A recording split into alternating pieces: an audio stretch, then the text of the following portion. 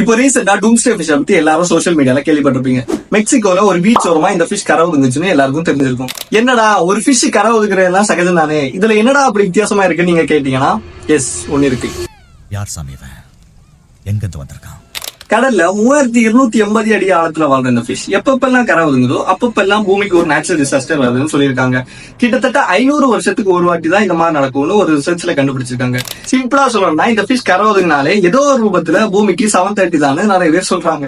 இது மட்டும் இல்லாம இதே மாதிரி டீப் சீல மட்டுமே வாழ்ற லம்சக்கர் ஃபிஷும் ஆங்கிலர் ஃபிஷும் ரஷ்யா அண்ட் ஸ்பெயின்ல கடலோட சர்ஃபேஸ்ல பிலிம் பண்ணிருக்காங்க. சில பேர் என்ன சொல்றாங்கன்னா, லீவியத்தான் மாதிரி ஒரு உயிரினத்தோட தாக்கத்தால கூட இப்படி நடந்திருக்கலாம்னு சொல்றாங்க.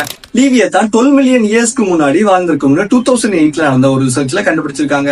அண்ட் ஆல்சோ அந்த காலத்திலே பைபிளையுமே இதை பத்தி தெளிவா எக்ஸ்பிளைன் பண்ணிருக்காங்க. சில பேர் லீவியத்தான் இன்னுமே உயிரோட தான் இருக்குன்னு ஒரு தியரியை முன்வைக்கிறாங்க. யோசிச்சு பாருங்க, மொத்தமாவே கடல்ல இது வரைக்கும் ரிசர்ச்சர்ஸ் 5% உயிரினத்தை மட்டும்தான் ரிசர்ச் பண்ணிருக்காங்க. இன்னும் 95% அன்சால்வ்டாவே இருக்கு. அப்போ இந்த தியரி கூட உண்மையா இருக்கலாமே.